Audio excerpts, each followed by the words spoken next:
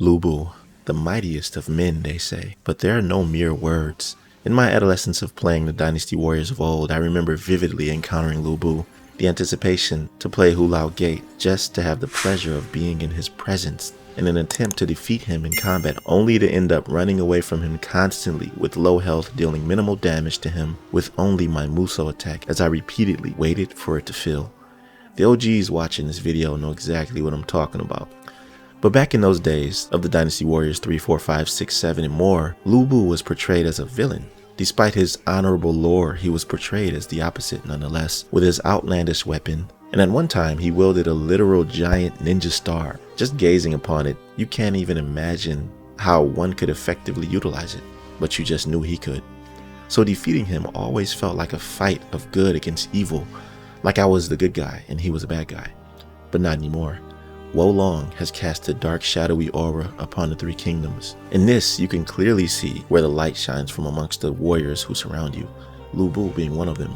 An individual whose entire objective is to rid the three kingdoms of this evil. So this time around, fighting him was a different kind of respect, one where it was an honor to defeat him.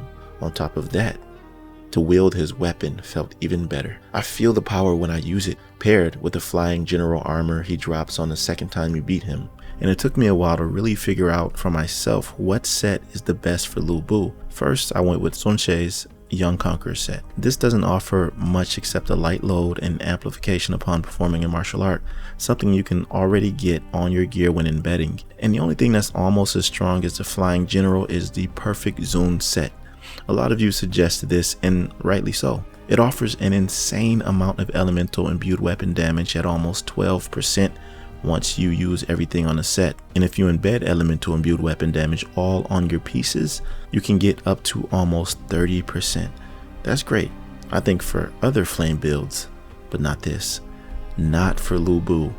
I tried all of them, and the Flying General reigns supreme. But it requires one special effect that pushes it over the top. It's called melee attack power. It all starts here.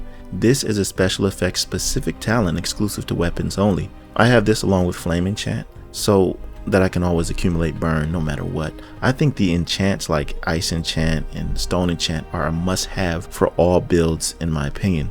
But aside from that, you want to basically stack melee everywhere. It's what I've added to my main embedment because I can only have one, and it's a small 2.5%, which may seem low at first, but if you look at the stats, I have 10% total since I've embedded it on all my pieces. So the total amount of melee overall is 30%, which is ridiculously strong. This is the secret sauce to dealing damage with the Skypiercer. Everything else I embedded here is to ensure damage amplification on all aspects of combat. I'm sorry to interrupt, but YouTube notifications are terrible, so I had to take matters into my own hands and let you know what I got going on. I came here from my second channel, Identity Games, and would love it if you could support me there as well. A total different vibe you'll get, and the best thing is that you don't even have to leave this video. Just click this link and subscribe, but make sure that afterwards you come see me over there. Identity Games is a game dev channel where I'm developing my own project, an open world RPG looter shooter. Check it out and let me know what you think of it. I have it for when I deflect, then for when I perform a wizardry spell, and on the Skypiercer, I have spirit vulnerability upon performing a martial art. This means that it makes the enemy susceptible to more of a negative spirit gain while I attack with a martial art. And check this out, this is insane. I have an A- for HP restoration from melee attack damage, and an A- for the same from wizardry spell damage. I got these from my two accessories. This means that a portion of my HP is gained based on the damage I deal from melee and wizardry spells. And you know that this is all the build is about. Not to mention that the Flying General's set bonus grants 12% martial arts damage and 10% halberd damage. This is basically stacked on top of the 30% melee damage I'm already dealing. Oh man, this build is crazy. I tell you what, I was sleeping on this entire 𝐿 experience. It's very powerful. The armor is a heavy load, which means aside from the 99 points you want spec'd into flame, the remaining points you want into earth, because that's what will allow you to carry more weight in the armor department. The spells I'm rocking with are amplified damage.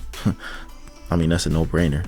50% more amplified damage, that's crazy.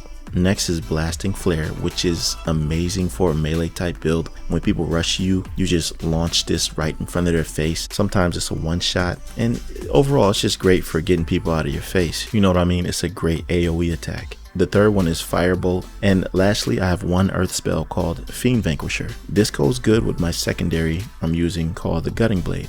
I don't use it much, but it arguably has the best martial art for negative spirit buildup on the enemy, but we can get into that in another build. One last thing before I go. The Sky Piercer is a special weapon. The only weakness I believe it has is its first attack. The startup is very slow, but every other attack is golden. I usually begin with the run attack because it is fast, and the combo that follows with it significantly increases the spirit gain. And as you know, the Sky Piercer's martial art called Prancing Dragon will imbue the weapon with fire and launch a broken attack. The other martial art is called Iron Calf. This has to be timed right because it can get you killed, but it deals so much damage. I recommend doing this only after a successful Prancing Dragon attack or if you stun the enemy. This playstyle is not easy to pull off, but once you do, it's like poetry in motion. Because at the end of the day, this build is mainly to express how powerful the 𝐿𝑈∞ playstyle is, and I think that having a 5-star mythic Sky Piercer with A+ weapon damage scaling speaks volumes as well. This might be one of my favorite builds, and if you enjoyed it, I'd appreciate a like on the video and subscribe to my channel if you're new here. That's it for me, y'all. Tell me what you think of it down below in the comments, and I'll see you in my next video. Be right out.